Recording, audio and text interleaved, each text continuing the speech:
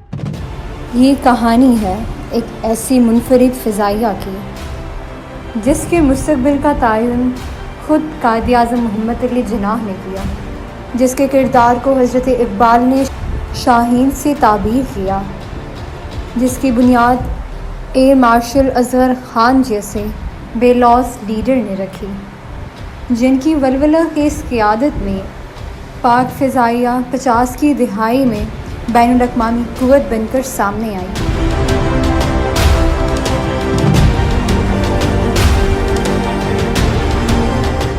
1965 کی جنگ میں مارشل نور خان کی سربراہی میں پاک فضائیہ نے اپنے سے 3 گنا دشمن کو گھٹنے ٹیکنے پر مجبور کر دیا۔ اور قوم کے امنگوں کی ترجمان بنتے رہے۔ 1971 میں بھی برے حالات کے باوجود پاک فضائیہ کے شاہینوں نے جرت اور ولولہ کی داستان رقم کی اور پہلے سے بھی زیادہ طاقتور فورس بن کر ابھری۔ 80 کی دہائی میں طاقت کے نشے سرشار سوویت یونین نے جب پاک سرزمین پر جنگ مسلط کی تو پاک فضائیہ پھر قوم کا سرمایہ بن کر ابھرا۔ اس کے نڈر ہوا بازوں نے بغیر کسی نقصان اٹھائے اپنے سے کئی گنا بڑے دشمن کے جہاز کمال مہارت سے تباہ کیے۔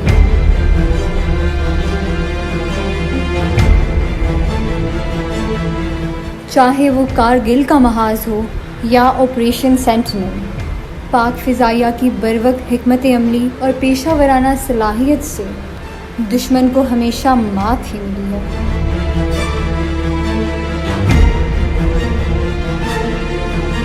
دور حاضر کی پاک فضائیہ جدید لڑاکا طیاروں، فضائی اور زمینی ریڈار سسٹم اور بہترین تربیت یافتہ ہوا بازوں اور جوانوں سے لیس ہے۔ یہی وجہ ہے کہ پاک فضائیہ نے ضرب عزم میں مؤثر کردار ادا کیا ہے۔ اس کے ہوا بازوں نے جان ہتھیلی پہ رکھ کر دشمن کی کمر توڑ کے رکھ دی، چاہے وہ شر پسندوں کا کمان اور کنٹرول سسٹم ہو یا اسلحوں کا ٹھکانہ، زیر زمین بنگر ہو یا پوشیدہ ٹھکانہ، کوئی بھی پاک فضائیہ کے شاہینوں سے بچ نہ سکا۔ ضرب عزم کے موقع پر پاک فضائیہ کے مؤثر کردار نے ایک بار پھر جنگ 65 کی ہیروز کی یاد دلا دی اور قوم کو بتا دیا ہے کہ اس کی صفوں میں عالم، رفیقی اور یونس آج بھی زندہ ہے۔ پاک فضائیہ پہلے بھی قوم کی مسیحا تھی اور آج بھی ہے اور انشاءاللہ ہمیشہ رہے گی۔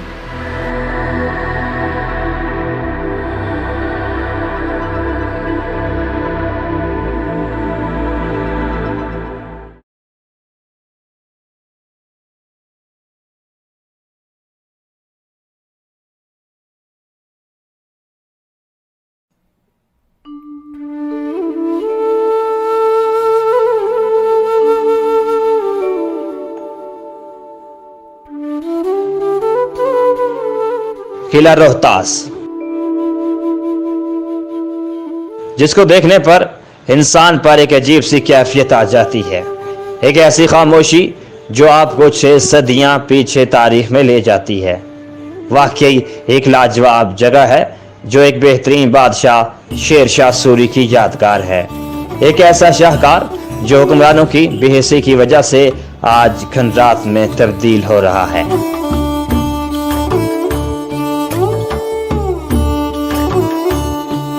شیر شاہ سوری کا تعمیر کیا گیا قلعہ 948 میں مکمل ہوا، جو پٹھار اور کوہستان نمک کی سرزمین کے وسط میں تعمیر کیا گیا ہے۔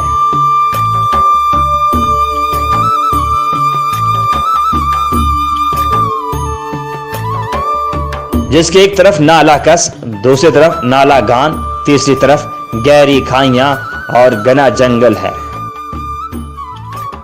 شیر شاہ سوری نے یہ قلعہ گکھڑوں کی سرکوبی کے لیے تعمیر کروایا تھا۔ دوسرے قلعوں سے ہٹ کر قلعہ روہتاس کی تعمیر چھوٹی اینٹ کے بجائے خاص پتھروں سے کی گئی۔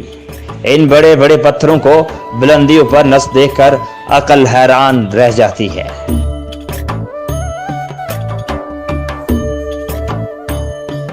ایک روایت کے مطابق اس قلعے کی تعمیر میں عام مزدوروں کے علاوہ بے شمار بزرگان دین نے اپنے جسمانی اور روحانی قوتوں سمیت حصہ لیا۔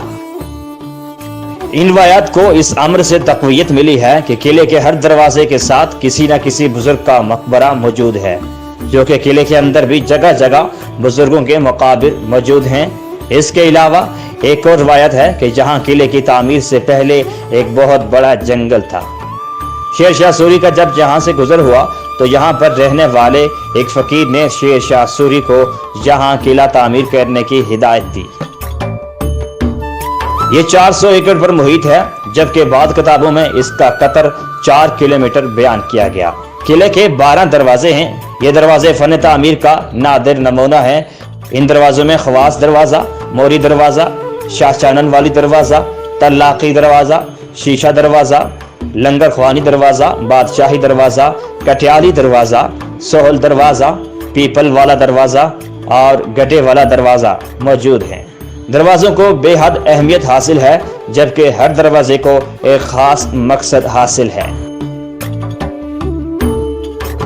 किला रोहतास का सबसे काबिल दीद और आलीशान और नाकाबिल शिकस्त हिस्सा इसकी फसील है।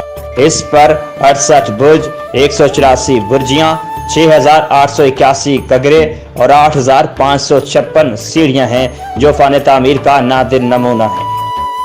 किला रोहतास को देखने वालों को एक बेतरतीब सा तामीरी ढांचा नजर आता है, लेकिन हकीकत यह है कि शेर शाह सूरी ने इसे तामीर करते हुए नक्श नगारी और खूबसूरती के तसव्वुर को फरामोश नहीं किया। किले के दरवाजे और बादशाही मस्जिद में की जाने वाली मीनाकारी इसका वाज़ेह सबूत है। ये किला अक़वाम मुत्तहिदा की ज़ैली इदारे यूनेस्को के आलमी सक़ाफ़ती वर्से में शामिल मक़ामात में से एक है।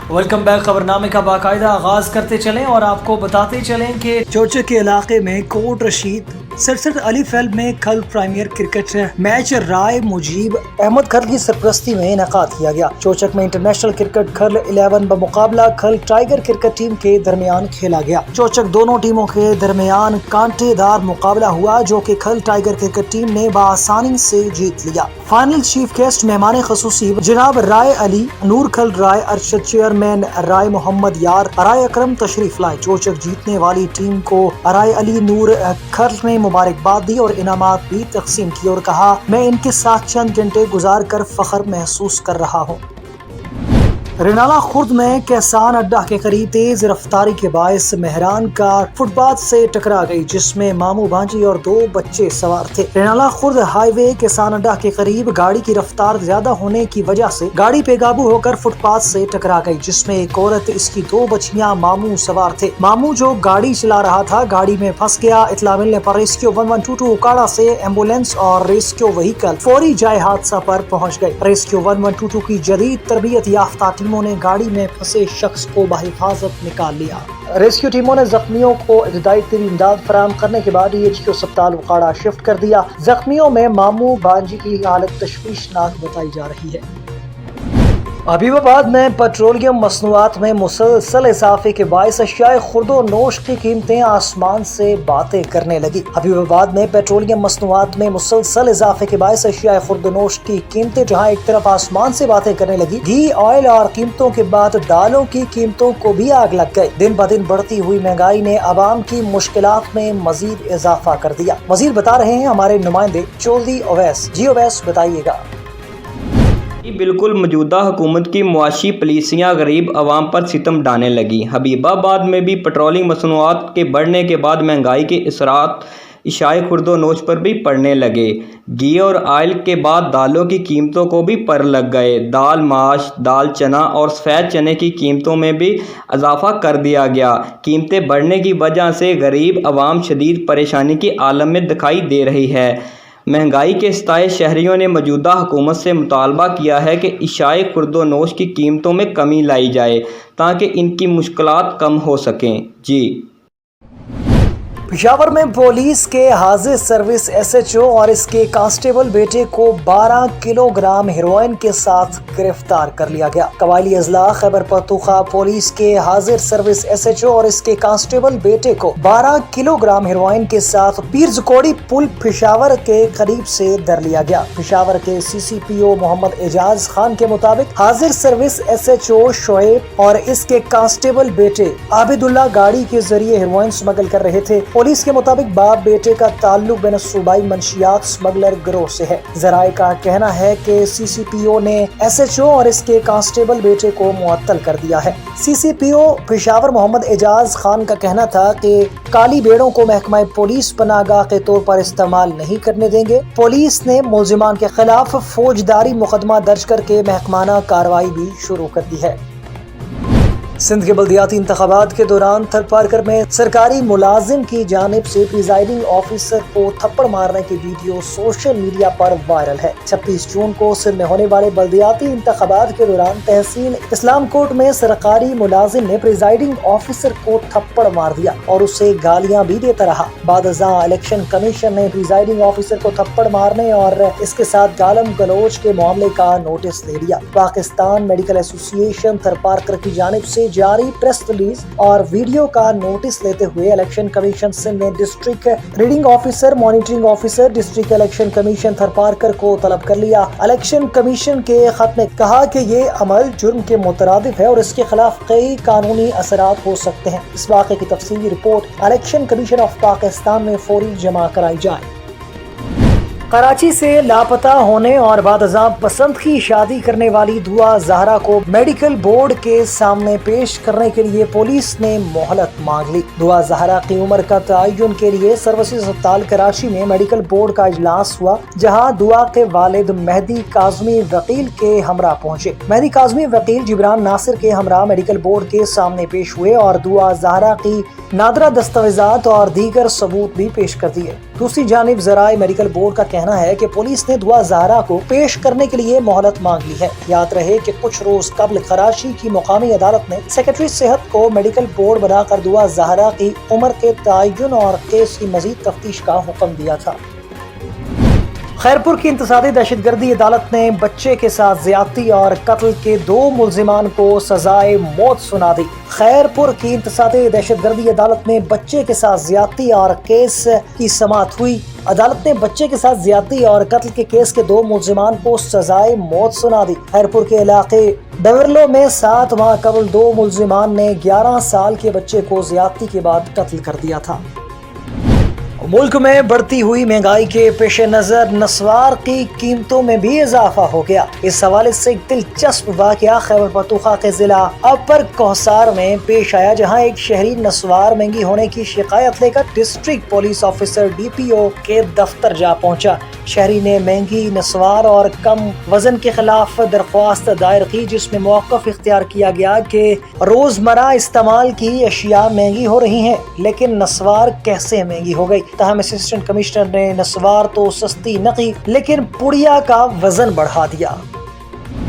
आपको एक अफसोसनाक खबर से आगाह करते चलें कि पेशावर नर्सिस एसोसिएशन के सदर बहरीन में सेल्फी लेने के दौरान दरिया के तेज बहाव की नजर हो गए। खैबर पख्तूनख्वा नर्सिंग एसोसिएशन के जनरल सेक्रेटरी अनवर सुल्ताना ने बताया कि नर्स मरियम अंबरीन सवात में वर्कशॉप में शिरकत के बाद सैर के लिए बहरीन वैली गई थी। ताहम सेल्फी लेने का शौक इन्हें दरिया में ले डूबा। बादशाह दरिया से मरियम की लाश मिली। अनवर सुल्ताना ने कहा कि मरियम अंबरीन ने कोविड के दौरान ग्रां कदर खिदमात सरंजाम दी थी। नर्सिस शोबे में इनकी खिदमात को हमेशा याद रखा जाएगा।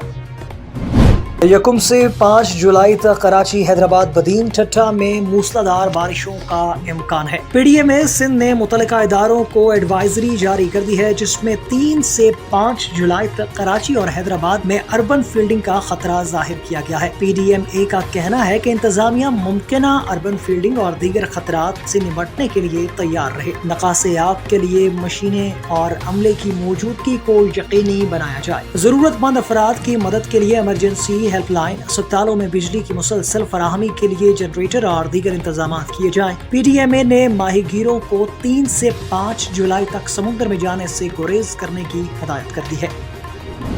न्यूज़ स्टूडियो से फिल वक्त के लिए इतना ही। मजीद खबरों और अपडेट्स के लिए देखते रहिए न्यूज़ आए। अल्लाह हाफिज़।